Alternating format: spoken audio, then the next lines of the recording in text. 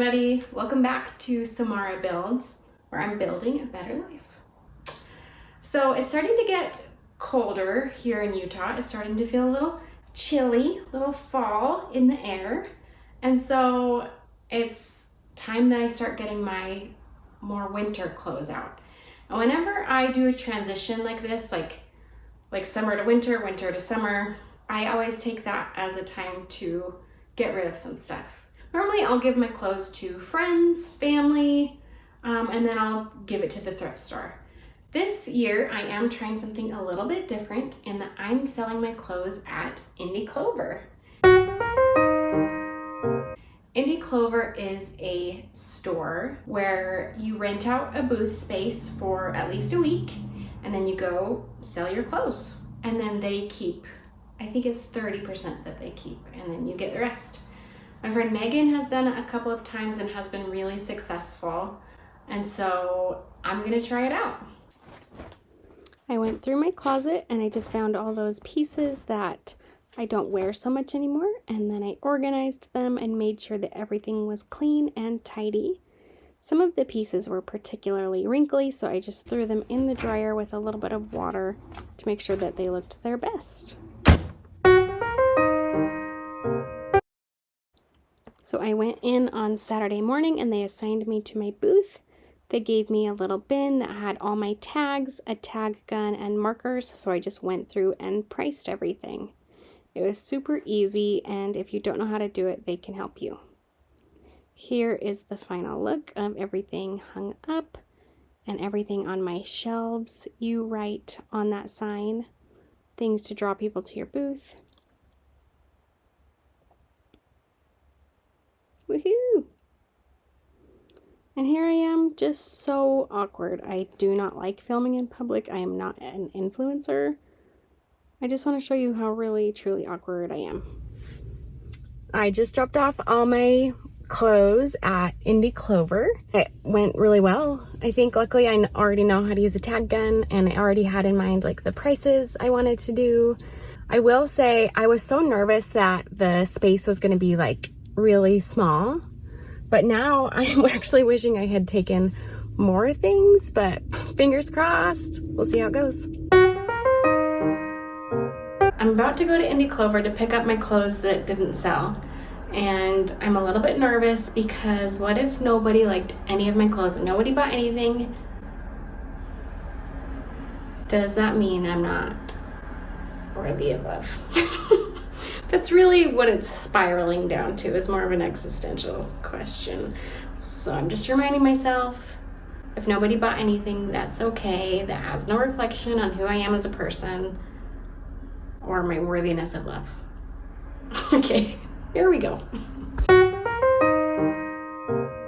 So you're my best friend. I am your best friend. Everybody, this is Megan, my best friend. Okay, so you have sold your clothes at Indy Clover before to great success. Yes, to great success, I would say.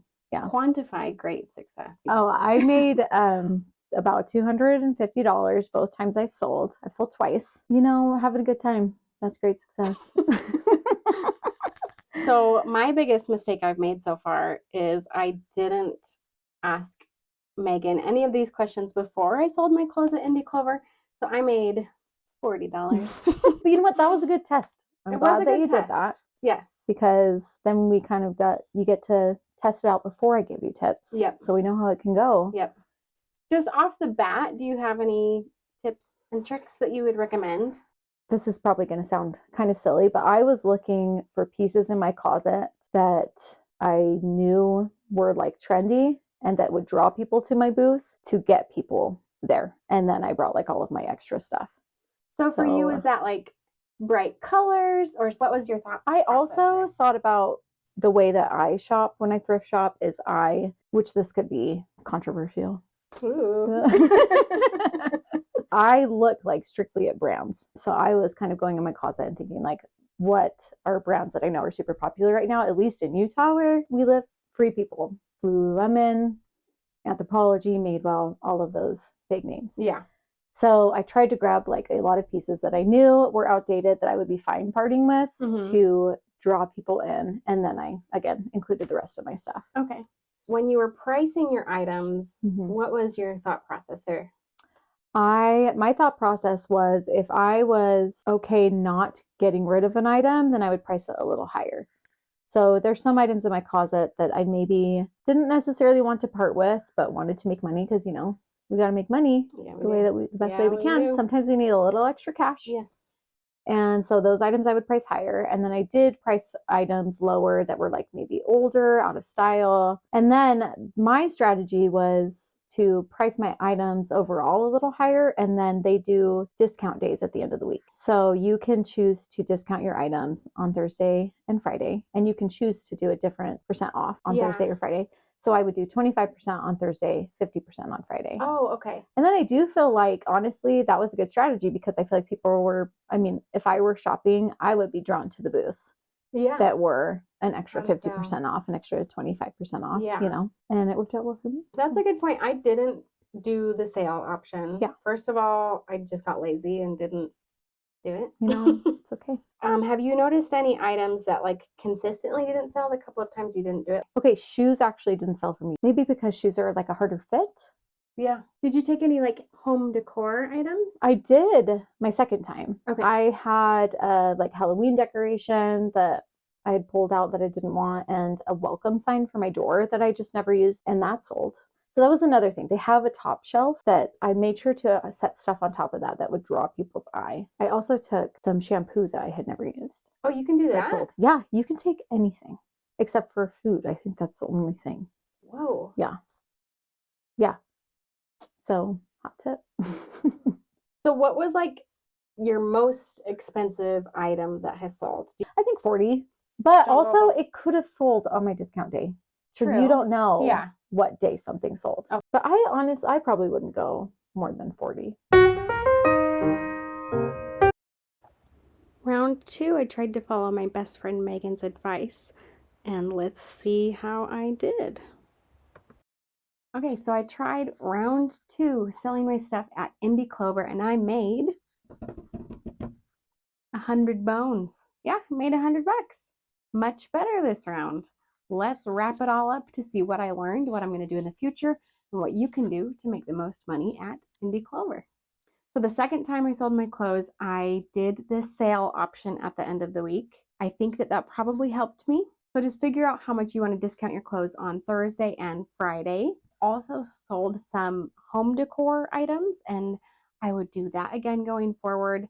I've come up with a lot of ideas of other things that I would want to sell as well. So let me know if you guys want me to keep continuing on this, keep showing you what I learned through this process, because I'm going to keep doing it because I want to keep making money. Okay, so going forward, there are 2 different routes that I would go down just depending on what my end goal is. If I'm just trying to sell things that I would normally just give to the thrift store, here's what I would do. First of all, make sure everything's clean and nice, duh. And then I would make sure that everything is priced either like $15 and below or $20 and below, and put that in big letters on your sign.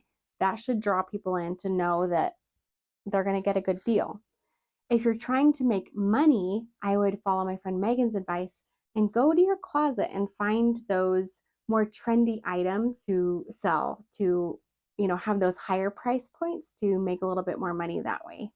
Mix and match things that you would just donate with those bigger money items. So the next time I sell at Indy Clover, I'm going to try even more things. I'm talking books, pillows, different decor items. I'm just looking around my room trying to like name stuff, hats. I don't know. I'm going to try, more than just like clothes and the limited home decor items I did this time. As I've said before, and maybe it's becoming my motto, sky's the limit. So I'm really just going to see what happens when I try selling different things there. I have seen people sell like prints of their own artwork and stickers and, homemade items, which all seems really cool, and I'm here for it. So like, let's try it out, right? As the holidays are coming up, I'm thinking of like selling more items that could be like gifts. So let me know in the comments what you guys would want to buy at Indy Clover. Let me know what you're selling. Let me know everything. Let me know all the hot gossip. I want to know. I'm here. Tell me everything. Big thank you again to my best friend Megan for helping me out. Thanks so much for watching, guys. Have a great freaking day. Don't forget to like, subscribe, share, all the things. Much love. Bye.